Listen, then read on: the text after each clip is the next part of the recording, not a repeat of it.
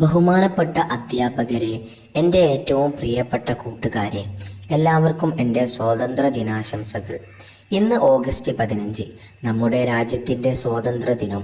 1947 August 15 നമ്മുടെ ഭാരതത്തിന് സ്വാതന്ത്ര്യം ലഭിച്ചത്.